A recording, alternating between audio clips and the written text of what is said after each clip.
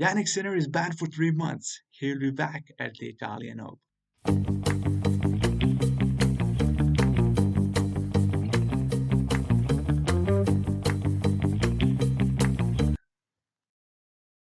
Hello everyone, it's your boy Tennis Maverick back with another Tencast episode, back with another video. So basically, thank you so much for showing so much love on the last two episodes. And here is the episode 3, which was initially planned for ATP Qatar Open as the draw was so stacked. It almost felt like a master series. But now the video's direction is changed because some news has circulated around the net. And by the time the video is uploaded, you all will know about it. That Jannik Sinner is banned for 3 months. Yeah, he's banned from 9th February to 4th May, meaning he will be back at Rome. In his home country, he will play a clay tournament. So yeah, it is a bit shocking because this news was expected to come out in April, and it's out right now. Both parties have agreed, and yeah, he's banned for 3 months. So, I hope you guys know the story, but let me summarize it for you. What was going on in the ATP tour for the last year almost. Sinner failed two doping tests in March in the Sunshine Double Swing. The news came out after Wimbledon. Sinner saying that yes, I have failed two doping tests, but I am not guilty because my trainer massaged me and he used a cream that had that substance, so that way I failed the two doping tests. After that, everyone moved on. There was, yeah, like everyone, not everyone. Some people on were with him, some were not with him, some wanted to have justice, some didn't, some said, okay, it's not his fault. But to make cut it short, VARA just released a statement in October. Yeah, they will take this case, and in the April they will announce what will happen. And also they will release statements around the months after October. And there were only the one thing which was highlighted, April, and the second thing which was highlighted by everyone was 1 to 2 years ban. So pretty much the highlights we can take from the statements were VARA emphasizing on the fact that Sinner will be banned for 0 to 2 years, which at the moment I also thought 2 years is a lot because the fault was not at that high level. But still, if they would have not gone the way of like banning him, this would have created transparency around the players, and they will be like, okay, if he's getting special treatment, we will also fail the test, and we will just put him in as an example. But now everything is done. It's 15 Feb. The news has come out. He's banned for 3 months, and yeah, but still, he the okay. WADA has just released. WADA has done their thing, but still, there will be the two sides. One will be like people who were with Sinner. They will be like they will be like, okay, 3 months is okay. But the people who are not with Sinner, a lot of them will be happy. Like, okay, he's banned. Okay, justice is done. But some of them will not be happy because they will be like, no, he should have been banned for 1 year. This is not okay. 3 months, he's getting special treatment. He's missing the tournaments, which will not cost him. He's not losing any prize money. He's not losing a lot of things. So these are all things which are there. And we also right now do not know what is happening. Like ATP, we do not know what will ATP take into this consideration. Will he lose points? Will he be stripped down on the number one, or will his rankings will be freezed? He will not be counted as the number one. Uh, but that will be all done when ATP releases a statement. But right now, my verdict is I am like, okay, I am fine with this. Yeah, ban should have been happened as I said before, because that way the the sports would have not been fair. Everyone would have been giving him as an example, like he was like he is destined to be one of the greats, and his legacy would have been destroyed by only this factor. But still, by one thing by WADA is that they were emphasizing on 0 to 2 years, and doing then 3 months is a little bit of a mishap. I believe the ban should have been 6 months, but that way he would have been slammed. But still, the thing is, if the statement by WADA was not emphasized on these 2 years, then everyone would have been okay with 3 months, because then no one would have even know like what is WADA planning, what will be the ban period. But still, it's good for tennis that he's banned. Not in a that way. Like it's good for tennis in a tennis fair way. Like if he would have not done that, then I think the future of the sport would have not been good. Everyone would have been tormented, sinner. Like he is the person who is banned substance. He failed trapping test, and that's why he's the great. So that way, Sinner legacy would have been destroyed.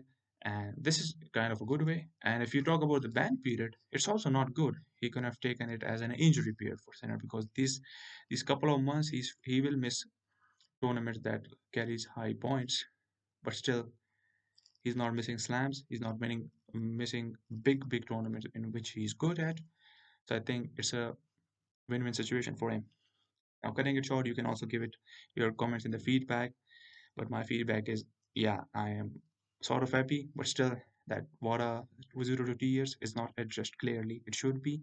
And a lot of questions are for ATP. They have to answer what is the future. Now, coming towards the interesting thing in the video, it's Jannik Sinner when he's not playing, how much points he's losing, and will Zverev be the number one, or can Alcaraz take it? We'll be looking at all the possibilities, but first look at the tournaments that will be missed by Jannik Sinner. He'll be missing Qatar, Dubai, Indian Wells, Miami, Monte Carlo, Barcelona, or Munich and Madrid. So he'll be back for Rome in his home country on clay tournament. It will be a good test for him, a good warm-up tournament. But these are some big tournaments. Even though he's not missing slams, a lot of people will be like that. He's not missing slams, he's lucky. But still, these are some tournaments he's good at. Indian Wells and Miami. Miami, he has been the finalist for the last 3 years. Uh, Qatar, he would have been a fantastic one because he's not lost a match in 2025. And coming back at Rome, that will also be answered by Yannick Sinner when he comes back. Will he be at that status? Will he be that good? I think yeah, 3 months are not that much. I think he will come as he left, a champion entering another tournament. So now just jump into how can Zverev be the number one. So if you can see my screen, these are the current points by each player, and these are the points they are holding in each tournament. I have highlighted them. But for the good part is points to defend. Sinner is defending 1600, Zverev is defending 950, and Alcaraz is defeating 1400. Meaning, what is the status of Sinner? Like when he comes back, what will be his points?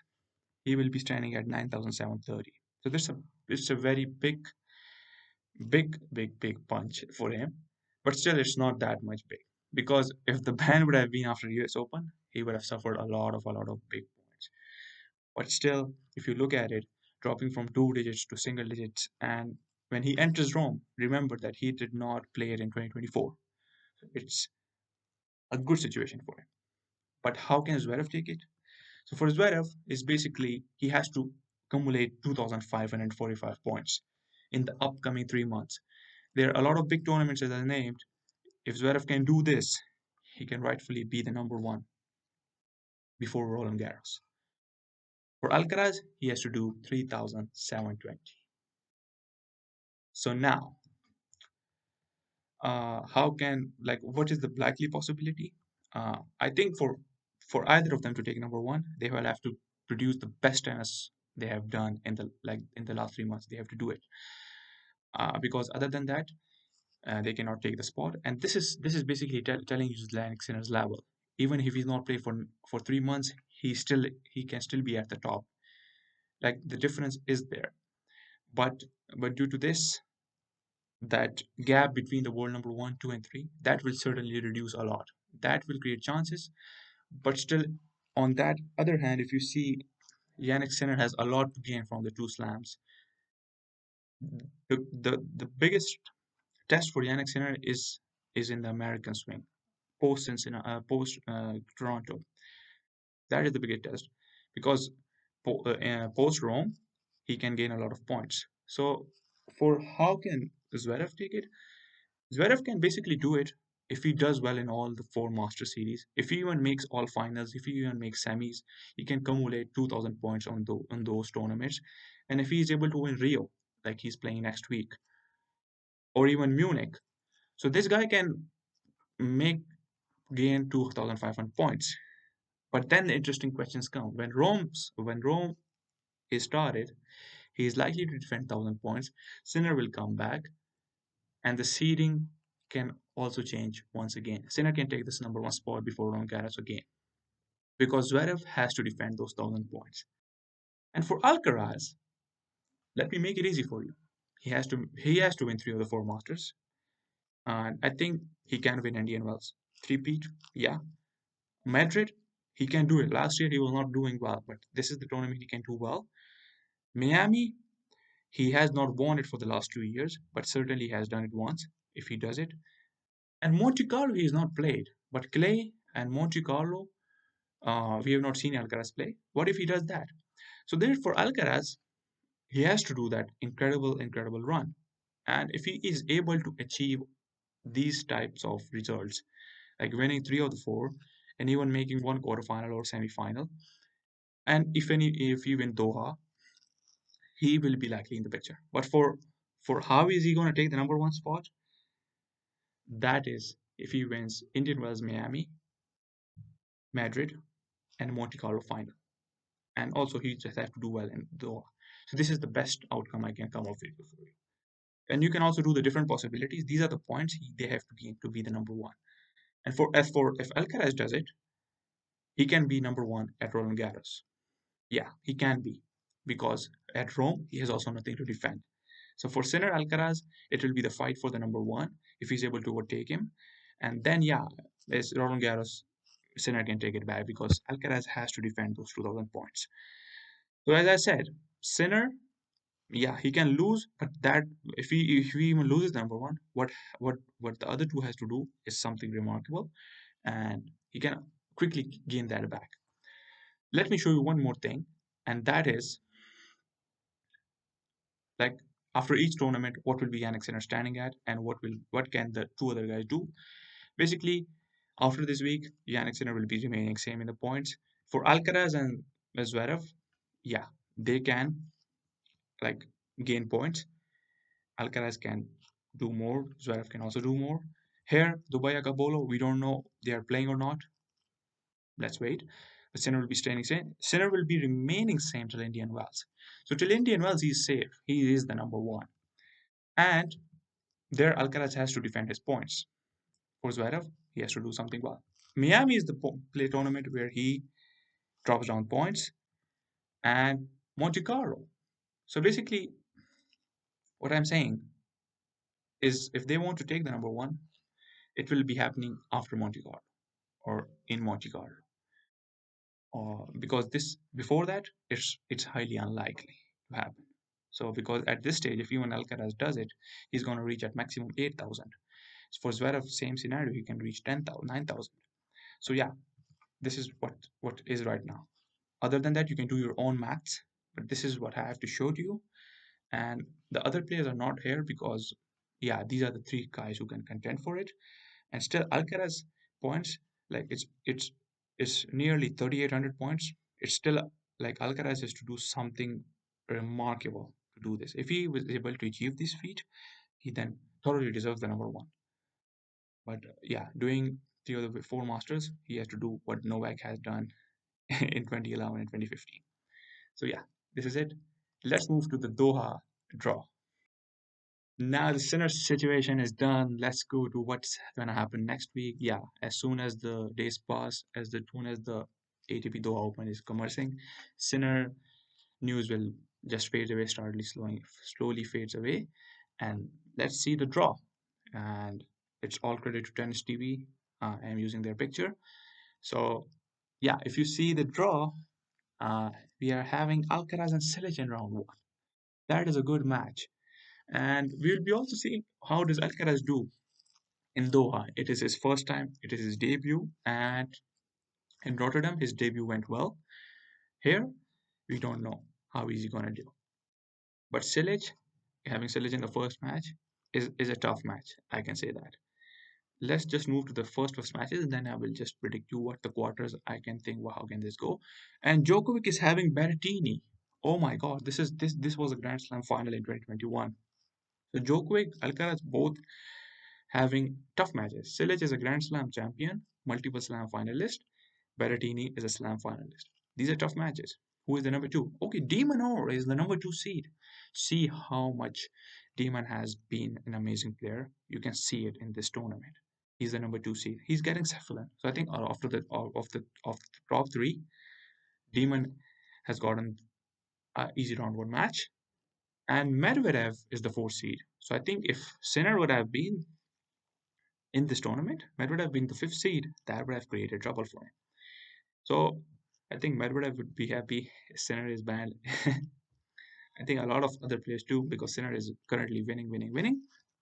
But looking at the Alcaraz quarter now, we'll move quarter wise. We'll just pick the winner from the quarter and who do I think is the semi-finalist. And yeah, we cannot go round by round because the video will get then 30-35 minutes. But as I see, Alcaraz select Zhang in qualifier. Zhang is a good player, but Zhang in the long run, he just wins one match and the other match he either retires or can't do it. So I believe here a qualifier will beat Zhang. And Marijan is a good player, but Durgaz is also a good wild card. Lehechka Dimitrov. For Lehechka. He's a good player, and just he retires in some matches. But Dimitrov also, on the other hand, he's not looking good. It's his first tournament after the post injury. So in this quarter, for me, it's an easy pick. If like Alcaraz is able to beat Silic, it's like same as Rotterdam. He's able to beat Juventus Anschluss. He's gonna be in the semi-final. For me, it's Alcaraz in the semi-final in this quarter. Who do I think he's gonna face in the quarter? Uh, among these, I'm gonna go with like the safest pick, which is Lehechka. Yeah, I will go with him, and Alcaraz will be in the semi-final. For the Djokovic quarter, who do I think? So there are some good names, and Djokovic is coming from post-injury. So Berrettini is a tough match, I know that. Uh, but like Djokovic, Struff Greek Sport, Struff also currently playing it in that Marcella, Habib or Poprin Draper. So the names are good there. But here, if you see, I think Draper is a good shout here. Poprin right now not good, and also Greek Sport is a good shout. So I think I will go with in this quarter. I'm going with a Djokovic.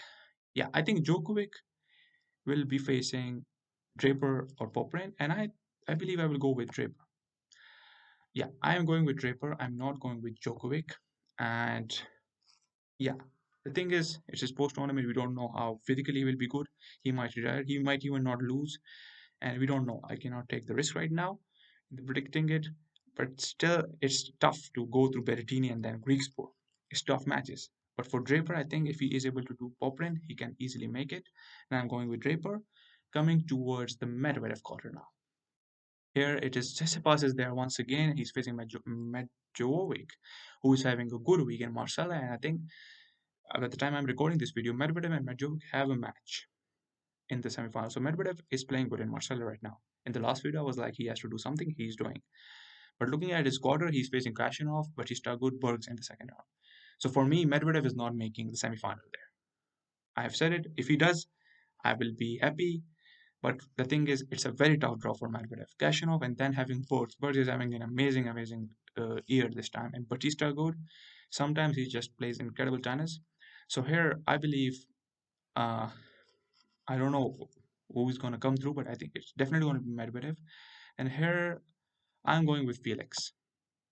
I think Felix, yeah, he sometimes is also not in that level, but still going with Felix is a good pick for me. So I'm going with Felix in this quarter, Alcaraz here, and Draper here. So I believe Felix will overcome the qualifier. Here, Medjovic is going to beat Tsitsipas, and Felix is going to take over Medjovic because he will be tired. And here I believe, yeah, I think Kashanov is beating Medvedev in round one, and then uh, here Bergs will have an upset, and I think Felix will do it. Felix will either way win into the semifinal. Here, looking at it, here is Rublev, Bublik. This is a good match, but I think in these two, I have to go with Rublev. Humbert Borghese. Humbert is a good pick here. Qualifier and Sheffield and Deminor. So I believe here I'm going with Hugo versus Demon. And I'm still going with Demon. Like Demon right now is such a good player that we cannot afford to not pick him. So I think interestingly, I believe it will be Alcaraz Demon. Yeah, I think that we are gonna get a repeat of Rotterdam. It will be the final between Alcaraz and Demonor, and I believe Alcaraz is winning once again his first ATP Qatar Open. He's winning it. He's winning it, or he's either making the final. So it's two scenarios for me. I think, yeah, if even Djokovic makes the semis, I think Alcaraz will beat him this time. And for the other half, this quarter will have an like an incredible dark horse. So this quarter, I believe it's gonna be either Medjovic or Felix, or it can be Cashin of the defending champion. So yeah, I think it's going to be between these Kashanov and Felix. One of them is making the semi-final, and here I believe Demon is going to do it because Rublev, if he's not playing well, Humbert can beat him, and I think Demon can beat Humbert. So this is my prediction. Alcaraz is beating Demon or again in the ATP Doha. I think these are the conditions he will be playing more better than Rotterdam, especially if he's feeling well, he will be playing good. So this was it for the 10 cast episode 3. Hope you guys like it. We'll come back next week after the ATP Doha and let's discuss the tournament. Like, comment, and subscribe. Peace.